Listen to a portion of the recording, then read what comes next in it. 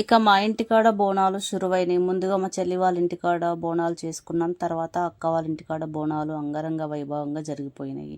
అక్క వాళ్ళ ఇంటికాడ పలారం బండితో బ్యాండ్తోని బోనాలు తీసుకెళ్ళి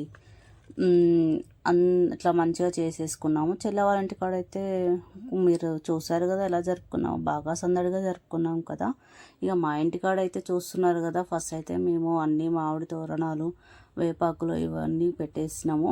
ఇంకా కడపలకు కడుక్కొని ముగ్గులు పెట్టేసుకున్నాము.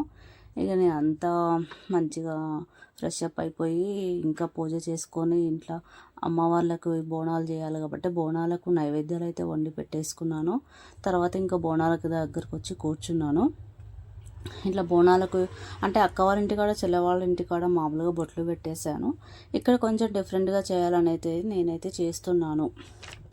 రానే వచ్చేసింది. ఈ ఇయర్ అయితే చాలా సింపుల్గా చేసుకున్నాం. ఎందుకంటే తమ్ముడు ఎంగేజ్మెంట్ ఉండడంతో ఎవరిని పిలవలేదు. అంటే ఎవ్రీ ఇయర్ కూడా మేము చాలా సింపుల్గానే చేసుకుంటాము.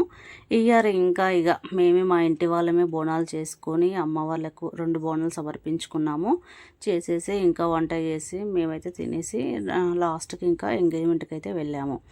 చూడండి నేనైతే కొంచెం ఓపికతో ఈసారి ఏదో కొత్తగా ట్రై చేద్దాం అనుకున్నాను. మ్యారేజ్కి బిఫోర్ అయితే మా అత్త ఉండేది, పెద్ద బోనం ఉండేది. ఆ బోనం అయితే నేనే తయారు చేసేదాన్ని మంచిగా చెంకీలతో కూడా. అమ్మ వాళ్ళని ఇట్లా కళ్ళు, ముక్కు, నోరు ఇట్లా మూతు అట్లా దించేదాన్ని. అసలు బాగా చేసేదాన్ని. కానీ చాలా ఇయర్స్ గ్యాప్ రావడంతో ఇంకా కొంచెం నాకు అడిట్ అయ్యింది. బట్ నా ఇంట్రెస్ట్తో అయితే నేను చేశాను, పర్లేదు అనిపించింది. బోనాలు అంటేనే మన తెలంగాణ పండుగల్లో ఒక ప్రత్యేకమైన సందడి కదా ఫ్రెండ్స్. ఎక్కడ చూసినా అమ్మవారి నామస్మరణమే, బోనాల డప్పుల వాతావరణమే వేరుంటుంది కదా. ఇప్పుడు నేను ప్రిపేర్ చేస్తున్న బోనం ఏంటంటే పోచమ్మదండి. మీరు ఇంకా చూస్తారు కదా, పోచమ్మ అని కూడా రాసేసాను. చెంకి అయితే మిస్ అయిపోయింది, మేము తేలేదనమాట. అంటే అనుకోకుండా నా మూడ్ అట్లా వచ్చేసింది, కొత్తగా ఏమైనా ట్రై చేద్దాము అనేసి. దీనికంటే కూడా బాగా చేసేదాన్ని ఒకప్పుడు. ఈసారి కొంచెం గ్యాప్ రావడంతోనే అటు ఇటు అయింది. బట్ ఓకే, పర్లేదు.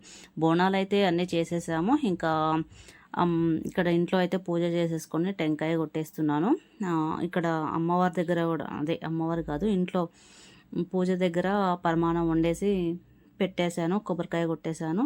నెక్స్ట్ ఇంకా బోనాలు కూడా ఉన్నాయి కదా, బోనాల దగ్గర కూడా కంపల్సరీ అగరబత్తులు పెట్టేసి కొబ్బరికాయ కొట్టాలి అండి. సో నేనైతే అది కంప్లీట్ చేసుకుంటున్నాను.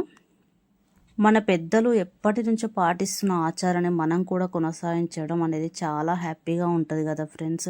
ఇది ఎప్పటి నుంచో తరతరాలు నడుస్తున్నది ఆనవాయితీ ఇది. కానీ మేము కూడా అట్లా కొనసాగిస్తూ ఉన్నాము జనరేషన్ తగ్గట్టు. మనమే కాదు, నిజంగా అంటే కొందరు తెలంగాణలో బోనం అంటే అది వెరైటీగా ఉంటుంది, చాలా హ్యాపీనెస్ను ఇస్తుంది. సంవత్సరానికి ఒకసారి చేసుకుంటాము, బట్ వారానికి ఒకసారి ఒక్కొక్క ఏరియాలో చేసుకుంటాం అన్నమాట. మేమైతే ఇక్కడ మహంకాళి టెంపుల్కి అయితే వచ్చేసాము. మా ఇంటి బోనాలు కూడా అమ్మవారిది అయితే మంచిగా జరగాలని కోరుకొని మహంకాళి అమ్మవారి కోసం బోనం సమర్పించుకుంటున్నాము. మహంకాళమ్మ టెంపుల్కి అయితే నేను, మా పాప, మా అత్తమ్మ, మా చెల్లి కూతురు నలుగురమే వచ్చాము. మా ఇంట్లో ఎవరు రాలేదు.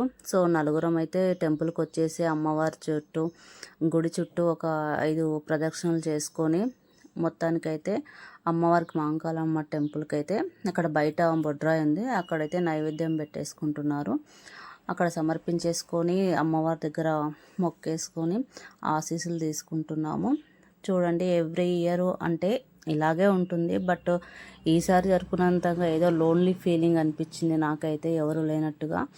ఎందుకంటే అంటే ఇంట్లో అందరు ఉన్నా కూడా ప్రతిదీ కూడా నేనే చూసుకుంటాను కాబట్టి ఏదో బాధ ఫీలింగ్ ఉండేది. అట్లా అయితే ఈసారి జరిగిపోయింది, ఏదో లోన్లీ ఫీలింగ్తో. మొత్తానికైతే నేను అనుకున్నట్టయితే అమ్మవార్లకు బోనం సమర్పించుకుంటున్నాను. ఫస్ట్ అయితే మహంకాళి టెంపుల్, అక్క జిల్లాలో మహంకాళమ్మ అమ్మవారు పెద్దవారు కాబట్టి ఫస్ట్ ఎప్పుడైనా మహంకాళి టెంపుల్కే సమర్పించుకుంటాము బోనము. సెకండ్ మహంకాళమ్మ టెంపుల్ అయితే పోచమ్మ తల్లి కాబట్టి చిన్న ఆమె కాబట్టి తర్వాత పోచమ్మ టెంపుల్కి అయితే వెళ్తాము మేము. ప్రతి ఇళ్ళల్లో కూడా, అంటే ప్రతి ఇళ్ళల్లో కాదు, మా లెక్కనే ఇంకా కొందరు ఉండొచ్చు. ఇంకా కొందరి ఇళ్ళలో అయితే అంగరంగ వైభవంగా ఫ్యామిలీ సపోర్ట్ అయితే ఫుల్గా ఉంటుందండి. ఎంత బాగా అనిపిస్తుంది తెలుసా, నిజంగా అట్లా ఉంటే బాగుండేది. బట్ దేవుడేమో నాకు ఓపిక ఇవన్నీ బాగానే ఇస్తున్నాడు చేసుకోవడానికి. తగిన తెలివిని కూడా ఇచ్చాడు దాంతోపాటు. సో అంటే ఇంకొక తెలివి కూడా నాకు ఇచ్చేసినట్టుండు. అందుకే నేనే జరుపుకుంటున్నాను అమ్మవారికనే కాదు, ఏ పండుగ పబ్బాలైనా కూడా గట్లనే ఉంటుంది మా ఇంట్లో. మొత్తానికైతే నేను అన్నీ కూడా మంచిగానే ఆనవాయితీతో చేసుకుంటాను, నాకు తోచినట్టుగా, నాకు తెలిసినట్టుగా. నిజంగా నేను కోరుకుంటాను ఎప్పుడు తెలుసు, అమ్మ వాళ్ళకు ఒక్కటే కోరుకుంటాను నేను, నాకు ఓపికనివ్వండి, ఆరోగ్యాన్ని ఇవ్వండి. ఆ ఓపికని ఇస్తే మీకు నచ్చినట్టుగా మెచ్చినట్టుగా నేను చేసుకుంటాను అనేసి అయితే అమ్మ వాళ్ళకైతే నేను మనస్ఫూర్తిగా కోరుకుంటాను. నెక్స్ట్ అయితే ఇంకా పోచమ్మ బోనం తీస్తున్నాము. ఈ పోచమ్మ టెంపుల్కి కూడా మేము ముగ్గురం కాదు నలుగురం వెళ్ళాము. ఇక్కడ కూడా మీకు మెల్లమెల్లగా అయితే వెళ్తున్నాం. నాకైతే బోనం ఎత్తుకొని నడవాలంటే చాలా అసలు భయం అనిపిస్తుంది. కానీ ఓకే, మంచిగా డేర్తోనే మంచిగా పట్టుకొని అయితే వెళ్తాం. ఎందుకంటే కింద పడితే ఏదో అని ఫీల్ అయితే ఉంటాం కదా. సో అట్లా కాకుండా నేను చాలా జాగ్రత్తగా పట్టుకుంటా, మెల్లిగా నడుస్తాను అనమాట. ఇంకా ఇక్కడ కూడా అమ్మవారి చుట్టూ 5 ప్రదక్షిణలు చేసుకొని ఇంకా పోచమ్మకు నైవేద్యం పెట్టేస్తాము. మన విలేజ్లలో చేసుకునేదానికి మన సిటీలలో చేసుకునేదానికి చాలా తేడా ఉంటుందండి. విలేజ్లలో మాత్రం అందరూ కలిసి ఒకేసారి బయలుదేరుతారు. ఇక్కడ కూడా అంటే కొన్ని సిటీలలో కొన్ని విలేజ్ టైప్స్ ఉంటాయి. ఇప్పుడు మా బోడుప్పల్ అంటే ఇట్లా అట్లా కొన్ని ఏరియాలలో అందరు కలిసే వెళ్తారు. అందరూ అంటే ఒక 2-3 గలీల వాళ్ళు, మరీ విలేజ్ లెక్క కాదు. విలేజ్లో అయితే చాలా ఊరు మొత్తమే వెళ్తుంటారు కొందరైతే బ్యాండ్ సప్పులతోని. ఇక్కడ కూడా అలాగే వెళ్తున్నాము కొన్ని చోట్లల్లా. తర్వాత ఎల్లమ్మ తల్లి గుడికి కూడా వెళ్ళినాము. ఎల్లమ్మ తల్లికి బోనం కాకుండా కొబ్బరికాయని కొట్టి నైవేద్యం పెట్టుకొని అమ్మవారికి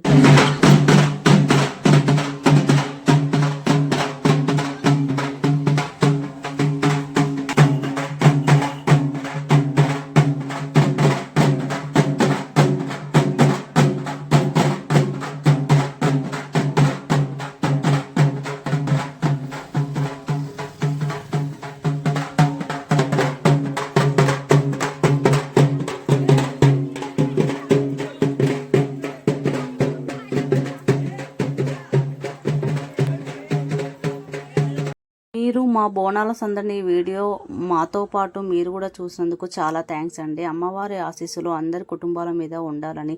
జై మహంకాళి తల్లి, జై పోచమ్మ తల్లి, జై ఎల్లమ్మ తల్లి.